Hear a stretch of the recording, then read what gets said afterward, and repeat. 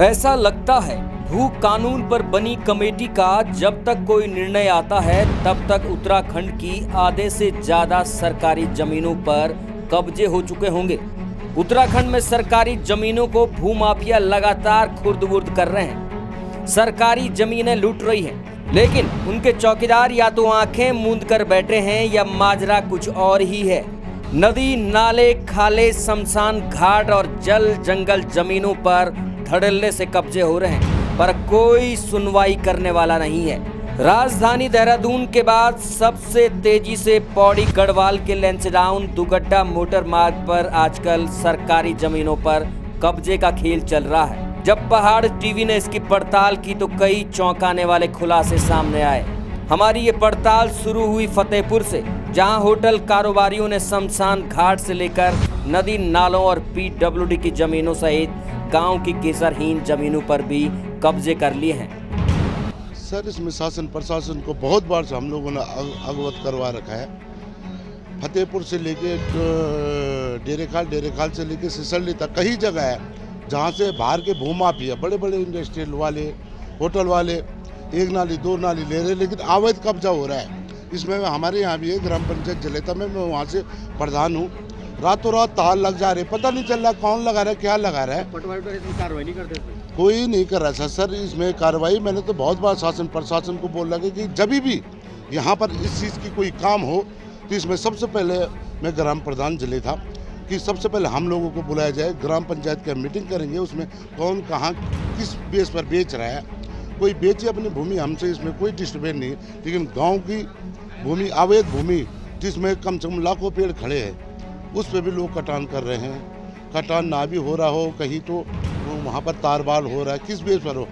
हमारे तो आग्रह है शासन प्रशासन से, अगर इस चीज़ में कल कोई होटल भी बनाता है लेकिन वहाँ पेड़ काटने की इजाज़त बिल्कुल ना दिया जाए, क्योंकि आजकल हरियाली चल रही है। हम लोग पेड़ लगा, कल ही मैंने 900 पेड़ अपने गांव में लगाए, लेकिन अगले दिन देखो, आने वाले 10 सालों में देखो वो पेड़ कट जाए, क्या फ़ायदा है इस चीज़ का?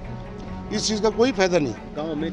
बिल्कुल सर, मैं इससे पहले भी अपने फेसबुक के माध्यम से ये चीज़ चला रखा था कि होटल वालों ने, कई होटल वाले डेरेखाल में ऐसे हैं अवैध, जिन्होंने समरसीबल चला रखे हैं। वो कम से कम 1.5 घंटा सुबह और 1 घंटा शाम को समरसीबल पीने के लिए पानी चला रहे हैं। इस चीज़ पर भी सख्त से सख्त कार्रवाई होनी चाहिए और इस पर जल्दी से जल्दी शासन प्रशासन को जाँच करनी चाहिए। अब आप सोच रहे होंगे कि कोई इसका विरोध क्यों नहीं कर रहा, लोग क्यों पहाड़ों की इन जमीनों को खुलेआम लूटता हुआ देख रहे हैं। लेकिन आपको बता दें, कुछ लोगों ने जब इसका विरोध किया तो भूमाफियाओं, होटल कारोबारियों और प्रशासन में बैठे कुछ लोगों ने सीधे साधे ग्रामीणों को झूठे मुकदमों में फंसाने की धमकी देकर चुप करा लिया। आखिर गरीब गांव की जनता अपनी रोजी रोटी के लिए जो संघर्ष करे या कोर्ट कचहरी के जो चक्कर काटे, इसी डर से ग्रामीणों ने भी चुप्पी साध ली। जब सरकारी कर्मचारी ही खुद भूमाफियाओं से मिलकर खेल करने लगे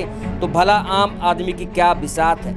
हम हमेशा आपको पूरे तथ्यों के साथ सत्य दिखाते हैं। ग्राम जदला के नजदीक कोटद्वार के एक बड़े व्यापारी ने यहाँ सारी सीमा ही पार कर दी है। सड़क से 800 मीटर दूर अपने होटल के लिए सरकारी जमीन पर ही पक्की सड़क बना दी है। मात्र 5 किलोमीटर दूर यहाँ से प्रशासन का एक ऐसा कार्यालय है जिसके पास इन सरकारी जमीनों की देख रेख की जिम्मेदारी है, पर सरकारी नुमाइंदों को क्या फर्क पड़ता है। इन जैसे कर्मचारियों की बला से पूरा उत्तराखंड ही लुट जाए, इनकी तो 1 तारीख को तनख्वाह आनी ही है। वहीं आपको अब आगे की खबर में जानकर और भी ज्यादा हैरानी होगी। भनकोट ग्राम सभा के तुसरानी गांव में पीडब्ल्यूडी के 2 अधिकारियों ने पीडब्ल्यूडी की सड़क पर ही कब्जा कर दिया है। वहीं यहां एक बड़े व्यापारी द्वारा होटल बनाने के लिए खुलेआम सरकारी जमीनों पर कब्जे किए जा रहे हैं। वहीं जब हमने पौड़ी डीएम विजय कुमार जोगदंडे से इन सरकारी जमीनों में हो रहे कब्जों के बारे में बात की तो उन्होंने जांच की बात कही है। अब देखना ये होगा कि क्या प्रशासन इन अवैध कब्जों पर बुलडोजर चला पाएगा या यूं ही देहरादून से लेकर पहाड़ों तक नदी, नाले, खाले, शमशान घाट और जल जंगल जमीनों पर कब्जे होते रहेंगे।